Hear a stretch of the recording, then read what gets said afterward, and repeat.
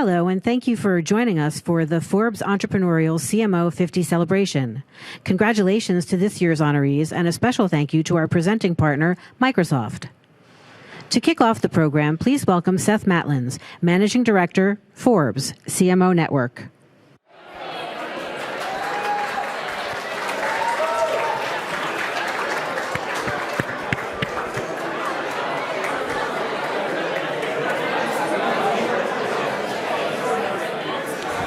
Am I live? Cool. All right, everybody.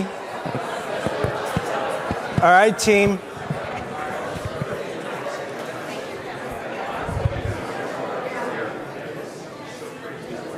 You know, there's a funny thing about this community. You do not show up on time. You do not get in seats on time, but you quiet down pretty good. It is, I'm Seth Matlins, by the way. It is my, thank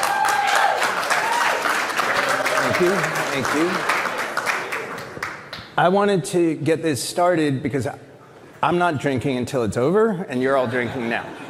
So it is my privilege on behalf of Forbes, well, certainly to welcome you all here, of course, but to recognize, I'm going to take a minute, to recognize the chief marketers whose work, whose entrepreneurial approach, whose embrace of the new and different and the creative and strategic risk in service of the growth that is the chief marketer's job that made this year's Forbes Entrepreneurial 50 CMO list. And let's give everybody who did a round of applause. So Mona's looking at me saying, stop pacing. This is the second year of this list, and we started it for two reasons fundamentally. One, for 105 years, Forbes has been championing entrepreneurial capitalism. It is core to who we are and core to what we believe and core to the value that we think the entrepreneur and the entrepreneurial brings to the world. Two, we recognize that in times of change, and these are certainly those, we recognize that in times of change, it's going to be the entrepreneurial. Those who act for today and plan for tomorrow, knowing that the status quo ought not be tossed out if it serves them, but we ought not be beholden to it simply because it's the way things have always been done. Change and growth and impact do not come from that. And the 50 chief marketers recognized on this year's list, the second, embody and reflect, and their work acknowledges that spirit, that mindset, that approach. And their impact is on their brands and businesses, of course, but it is on our community writ large and oftentimes on culture itself. That is the power of this community. You change the world. You have the power to change the world. Your budgets can change the world.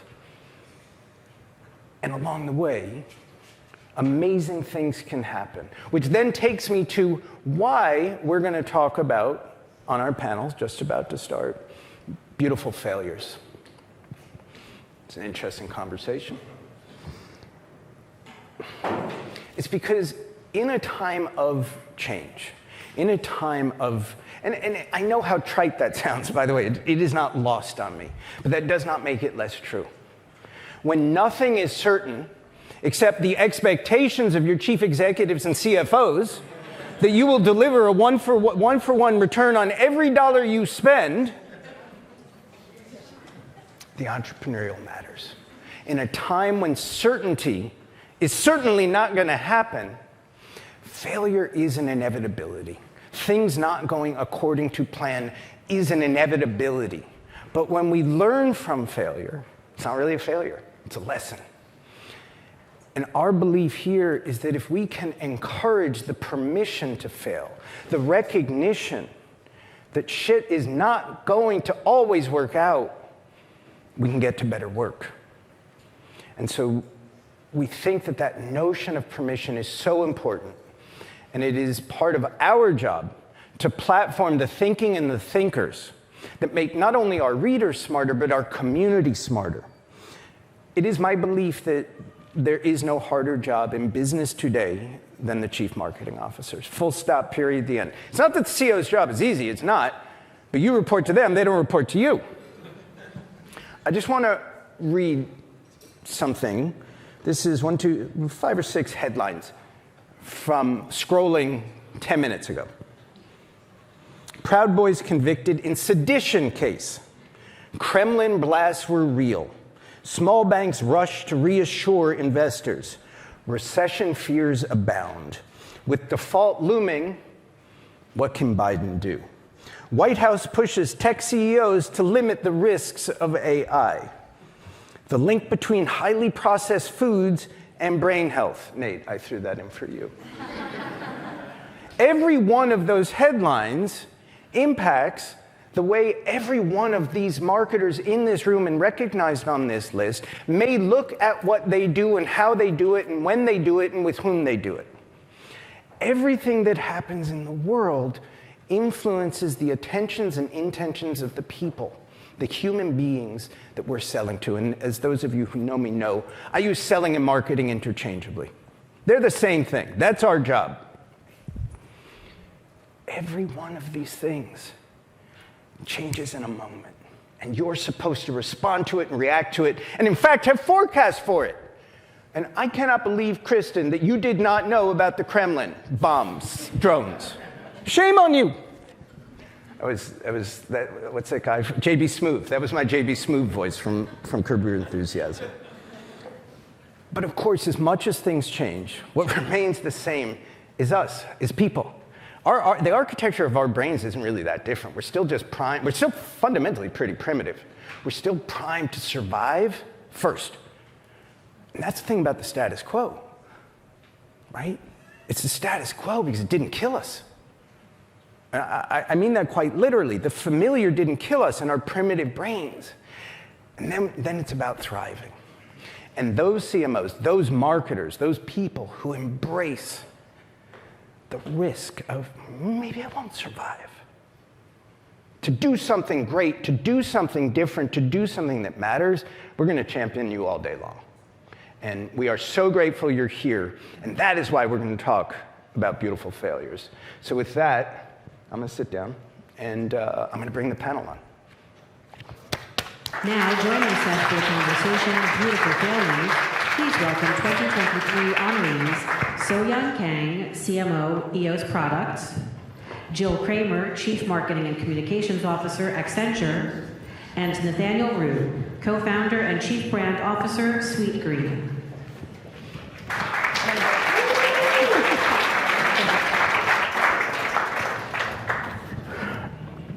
Could we put up the first slide? So, Rick Rubin's cool. You can quote me on that. He said the other day, we find our true voice through experimentation. Now, experimentation, and of course, Rick operates in the pure language of creativity, and commerce is a delightful result, oftentimes an objective, but art is art. But I think that notion of experimentation is essential for today's marketers. And so as we get into it, as we start talking about beautiful failures, I was hoping that each of you could kind of help the audience understand what, from your perspectives and your businesses and the breadth of your experience, what constitutes a failure. You can take it marketing or personal, but let's maybe start marketing. What constitutes a failure, and how do you know it when you see it? We'll go start sure. Here. Well, so first of all, I love this topic because oftentimes marketers get up on these panels and talk about all the things that they did well and their successes, and there's so much more learning to be had through the failures. I've actually often said that failure isn't failure if you're learning, and I actually, as I was reflecting on this topic, I had to go back and say, well, actually, that's not really true. Because the size of the failure has to be calibrated to the investment in. And I think that as all stewards of our brands and our businesses, you actually have to be fiscally disciplined around what failure really means as well. But what I would say is that I think that it's really all about that relative value that you derive from the experiment. So there can be value in learning from an experiment, even if it's deemed a failure. But as leaders, we have to make sure that we right-size that failure so that the value is still worth the investment that you put in. So that was sort of my my maybe slight evolution of the definition of failure in my mind. I like it. I like it. Jill, what do you think? So I agree very much. I think the failure is not getting the outcome you expected, right? Which is also very different from a mistake, where like you missed something. So I love the risk-reward analysis. So to your point about being responsible fiscally, you know, for the brand, for the business, but you go through and you say, are you intentionally putting something on the table that you're not 100% sure it will work? And we should be doing that every single day. But then you go through the calibration of saying, okay, of those potential options, like what's the risk reward here? And if you're putting a lot at risk and the reward's going to be incremental, you might question it. But if you're putting a lot at risk, but man, it's game changing if it works, then I think that's great. And the second part of it is then you got to lay that out for the business. Like, don't go in acting like it's a surefire hit if you know that, you know, have to be able to communicate that risk analysis. All right, so I want to go to Nate, but let's try and remember to come back to a point you made, which is I think there's a difference between things that don't go according to plan and those creative and strategic risks we take. And I think that'll be interesting, but it's not on my note card, so help me remember. Okay. Nate, what's your perspective? I love the Rick Rubin quote because I'm reading his book right now, and if anybody has time, please pick up the book. It's really amazing. I think failure for me is really, put simply, just having the wrong solution to whatever business problem you're solving. And I think there's a lot of things in terms of things that don't go your way, whether it's internal, macro forces, external. I'm sure we've all dealt with those. But I really think that failure and learning from failure is part of like the hero's journey of being an entrepreneur. And so embracing that when it doesn't work is actually part of the art of possibility, I think. Especially in companies that kind of are going through transformation. But I think it's really about just having the wrong solution to the business problem that you're in. As a true entrepreneur, do you have a perspective on what might be the distinction between being an entrepreneur and being entrepreneurial? I think it's a more of a DNA question. Being entrepreneurial is part of almost like a mindset, in my opinion, and people that can really, be able to adapt. And I think when you think about the C-suite, and you think about CMOs, I feel like they are most linked to being entrepreneurs because we have to adapt the fastest, especially the last few years. And I don't see any other kind of role in the C-suite having to move so quickly when it comes to culture, performance, P&L, and I do think it's a mindset shift when it comes to being entrepreneurial, but I think it's very similar to being an entrepreneur.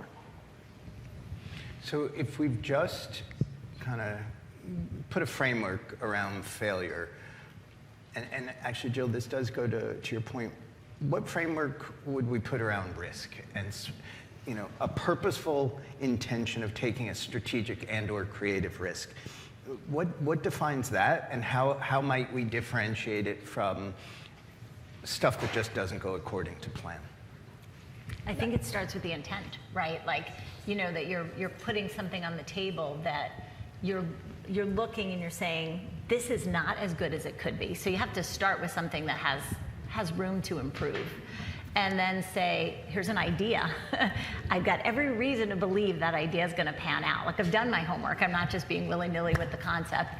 But then I'm not sure. This is what I know and this is what I don't know. But we're not going to figure it out unless we actually do it. And is everybody all in? Mm-hmm. I think for me, I often use the analogy that as marketers, we're like portfolio managers. And portfolio managers have to have the right balance between the blue chips, the things that you believe in that are dependable, but you also have to have those high risk, high reward, like to your point, portions of the portfolio that you're always investing in, because those things can really become where that's where you can drive outsized success. Yeah. One of last year's list makers, Chris Davis, who's the CMO at New Balance, I'm sure many of you know him.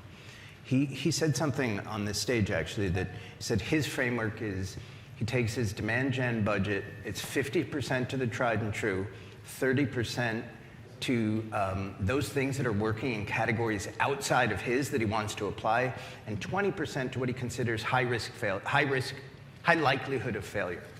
And then it kind of washes through over time, right? That 20%, the learnings from the 20% inform the 30%, and the 30% becomes the 50% as the tried and true becomes less relevant and delivers less of an impact. Do any of you kind of have a similar framework? Go ahead. For me, it's maybe it's not as sophisticated as the 50, 30, 20. But by the way, he's really bad at math. That was simple.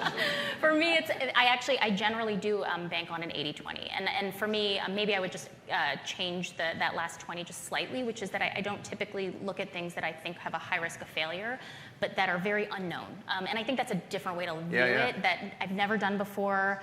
Completely unknown to me, maybe completely unknown even within our industry, something new that has emerged within the last year or two. But that's how we learn and that's how we grow, and sometimes that 20 becomes the 80 over time. Yeah. By the way, if anybody can text Chris and just let him know Seong just kind of schooled his 20%, I would be amused. You got one inside your business? Yeah, I would say that the way, at least I look at frameworks, is just more of a mentality inside the team, and I feel like all of us are here to kind of create the best art we can when it comes to marketing and storytelling.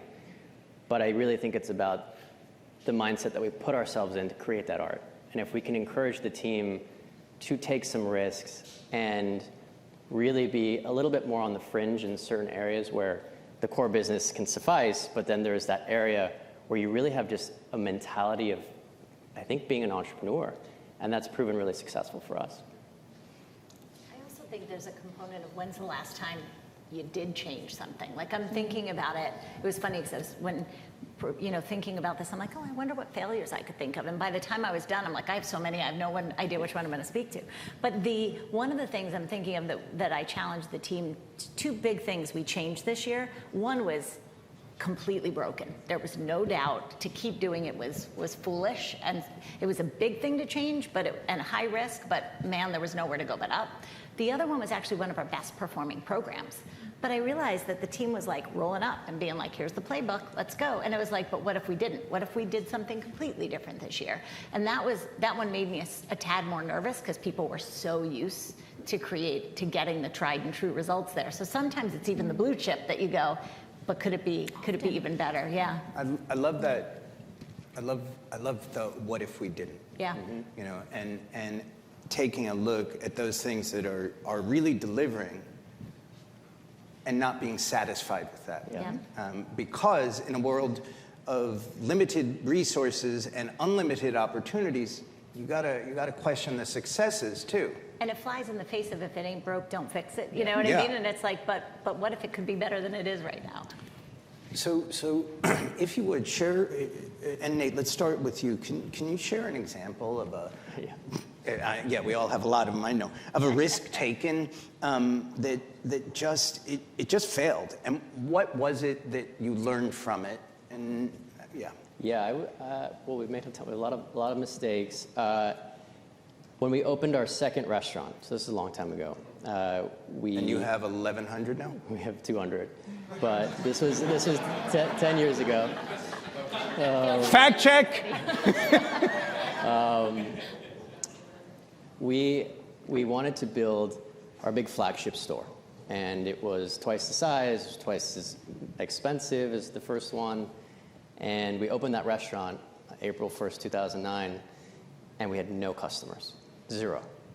And at the time, we didn't know anything about marketing, we didn't know anything about operating a business, but the only things that we knew how to do were to serve healthy food and DJ and play music. So that's what we did. And we just knew that we looked across the street and it was one of the busiest Starbucks in all of DC, and so we just had to get people from that side of the street to our side of the street. And so that's what we did. Every Saturday and Sunday we DJ'd, we played music, and we just introduced ourselves to customers, one customer at a time, and there was an aha moment that kind of went off, and how do we use lifestyle and storytelling to kind of tell the story of Sweetgreen in a store that wasn't working? That was essentially a failure, and we thought the business was over. But what happened from that is we then took that idea of music and lifestyle, we threw a block party in a parking lot, and then it turned into a big music festival that we did for 6 years. And so I think there's ways to just, even if when things are at the darkest hour is the brightest light. And I just think there's opportunities to always find that silver lining. Tangentially, I think it's super interesting that you actually define the problem to be solved as how do we get people across the street, which is pretty insightful. Yeah. Jill, you said you have a portfolio of them. Yeah, I was thinking of which one to talk about. I think one of the ones when I went from the agency life to corporate life, I didn't realize how the investment of taking people on the journey with you. And so we were looking at our social media handles, which had just blown up, right? They had proliferated. It wasn't that there was no strategy anymore at the center. And I thought, well, this is fabulous, easy win. Like I'm going to come in, I got the data behind me. I'm going to show everybody what we should close, what we should consolidate. And I had no concept of the resistance I would face. And it wasn't even just once. It was then you thought you got past that hurdle, and then the resiliency of people to go, but wait a minute, again and again and again. And it was a big lesson learned, because I would have done it completely different with what I know today, which was do more of a, here's the data, everybody look, I think we could do this. And what we ended up doing was, I had much smarter team members than I was, who were doing A/B testing in the background, and just gave everybody good news, and they all came along. But I always joke that like people were picketing, like fire Jill Kramer in my first year, because they were all so mad. I was taking away something that was very precious to them, and I wasn't taking them on the journey with me. So it was a big lesson learned for me. We're gonna circle back to that and how one creates the cultural permission. Yeah. So hold that thought. You got any failures you want to talk about? So for me, it was, we entered, for example, TikTok early on, at a time when it was really a great time to enter and make a big splash, and for us, like, kind of make a name for our brand. So it's a circa... So this is 2019, and I had personally been like a user of the app since 2018, and so I felt very strongly that we needed to be marketing on it and like activating and driving story and building community. It was really community, not just like a marketing vehicle. So then, tremendous success, and fast forward, 6 to 12 months after, and there were a lot of new emerging platforms that claimed to be like the next Gen Z platform. How many of them have there been since 2019? There's always a new thing that like everybody in Gen Z is doing. And, there were very important programs that we like banked a ton of our marketing budget on. Like, so forget the 80-20, it went 20-80. It was like, party days at EOS. And so, and they didn't work. And guess what? The learning that we had coming out of it was that I had lost, and I say I had lost the thread of what it was that worked the first time around. It was like I had lost the narrative. And had not realized that in decoding success, you have to figure out what is it about this thing that drives the success, not just like, hey, I'm going to replicate this over and over again. Because there are a lot of things that aren't replicable, especially if you don't know the why. And I think that was my big learning, and it was a valuable learning for us to now think differently about every time we go into something that's new and emerging, and in that 20%, we think really carefully about what's appropriate. What has the signals that show us that there's potential here for our brand and for our audience? It's interesting to think. I think many of us will post-mortem failure, and too few of us perhaps post-mortem success, and really understand, why it worked, rather than, and Jill, this was a point you were making, rather than just kind of being satisfied that it worked. So we've kind of touched on this, but, and Jill, I think it was what you brought up, which is, there are the strategic risks where it's the 20. Then there's the stuff that we expect is going to go pretty brilliantly because we've done all the work to ensure that it will. And then for whatever reason, which is that humans are fallible, perhaps first and foremost, the world changes, it doesn't. How do you look at those moments and ensure that they facilitate success moving forward? You want to start? So actually, I would dig into my pre-marketing days when I was actually a merchant in the retail world. And for those of us who are retail people, you know that you get a scorecard every single day about whether what you're doing is working or not. And I was responsible for overseeing all new product development. And there is no clearer scorecard than you were supposed to drive $50 million this holiday, and you drove 45. So it's very clear when you fail. And I will say time and time again, this goes back to the sort of the not fixing it, because if it ain't broke, don't fix it. Time and time again, the common thread when we didn't succeed, it was because we thought we had unlocked and cracked the code of success, and it turned out that the world had moved on and we hadn't. And that is a different kind of failure, but it's so important. It is so important to remember that where you stand today and when you're hindsighting what worked, the world is constantly evolving. Your consumers are evolving, your competitors are evolving, and if you are not evolving, you are stagnating. Yep. And that's such an important takeaway that I have for my product days that I bring into my marketing days now. There's a real urgency when you're a merchant, because time is the perishable asset. Yeah. What about you? I think there's also that vibe of, and it depends on, the moment we're in and the company you work for, but that if you didn't at least try to move the goal, then there was like a laziness almost to what you did. And I was really surprised when you dig in and you find how many programs, and I ask questions, well, that's how we've always done it, or we've been doing it for this period of time. And if it has been deemed a success, there's a great fear in not, there's some cultures where it's like, look, we did it again, look, we did it again. And it's really, to your point about the culture you create, I think that's the key. And how do you get people who are coming to the table regularly saying, I have an idea, I'm not sure if it will work, but if it did, it could be really cool. We're gonna hold that thought. We're gonna get right there.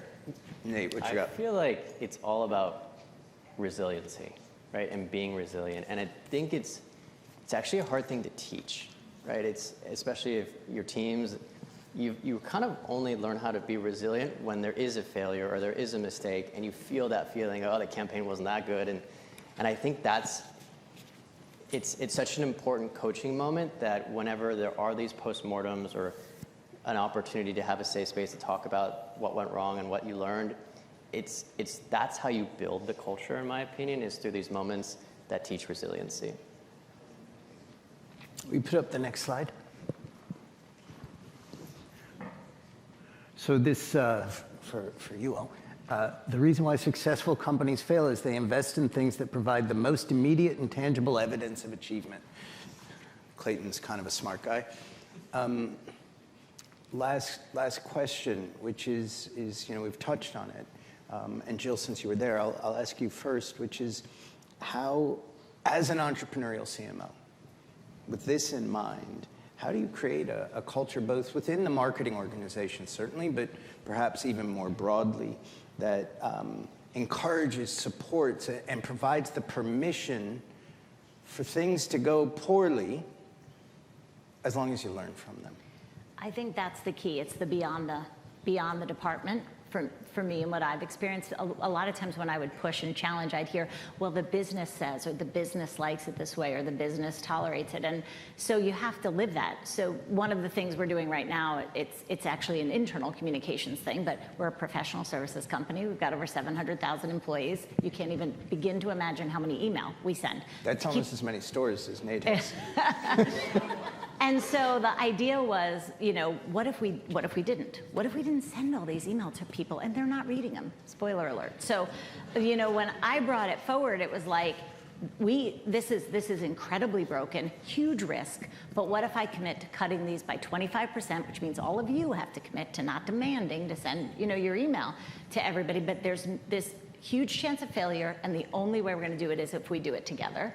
And so that was it, everybody was all in. And when I brought it back to the team, I had them all say, we're in, we're here, we're going to behave the way you need us to behave. We know we're part of the success, and therefore we're part of the failure. So that's one of the big things, is how do you not look at the marketing department and go, well, it's your fault? Right. So I think you have to do that. You have to show real examples, and man, things just start popping after that. Because if you put one big thing on the table and they see that, no, the culture not only of our team, but the whole company is open to this, then it really frees up a lot of new ideas. Nate? Yeah, I agree, by the way. I think you have to get the entire company on board. And each one of these failures or mistakes or things that didn't go your way, actually provides just another chip of clarity throughout the whole organization. I think it's really important because, and over time, if you can chip away, it becomes really clear, and everybody can be very specific and singular about what you're trying to do. And I think embracing that cleaning of the glass is really important. So, yeah. So I think it's really important for us to normalize failure. So I think Beautiful Failures could be like a content series on its own, where we celebrate the things that we learned from failures, but not only within your marketing team, but it's really important as marketers that we own up to the things that we've learned that we haven't, delivered on behalf of the business to the rest of the organization, so that there's mutual trust built. Yeah. I want to thank all of you. You have been spectacular. I have learned. I hope and expect that you have. And we have a tradition at CMO events. So thank you. Actually, let's do that part.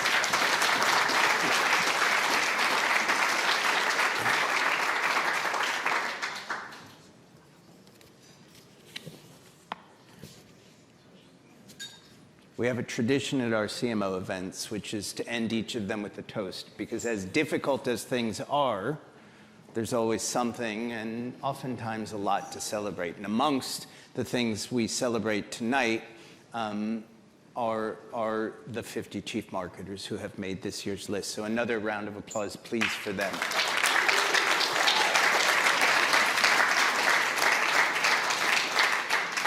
I also would be wildly remiss if I did not thank our partner, our sponsor, Microsoft, for bringing us all together. So a round of applause for them. A company who, of course, embodies the entrepreneurial spirit, what with having literally started in a garage. My toast is a little different than it was going to be because of something that Nate said when he talked about resiliency. And if you'll indulge, I promise, a short story, it reminded me of a story. My daughter who's now 17, was 4. And we go to a parent-teacher conference because a 4-year-old should have a parent-teacher conference. And her teacher says, Ella Rose is kind of shy, but, it's okay. I just put her in my lap and she gets, it's fine. I was like, you know what? Ella Rose needs to learn that the world is an uncomfortable place and she better learn to deal with discomfort. And my ex-wife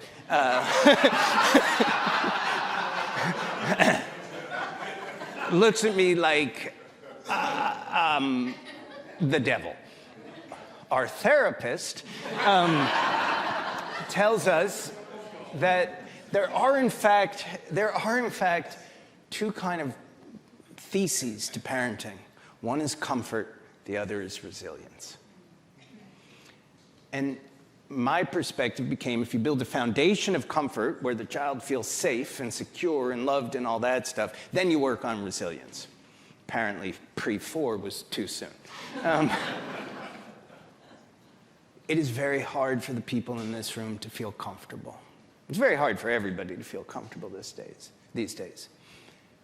But I was reminded of the fact that a year ago when we held this event, almost exactly a year ago, there were COVID tests at the door. People were wearing masks. Everything was different. You are a resilient bunch of human beings. Your work is outstanding. And we raise a glass to you and offer a cheers to your comfort and your resilience. Thank you for being here.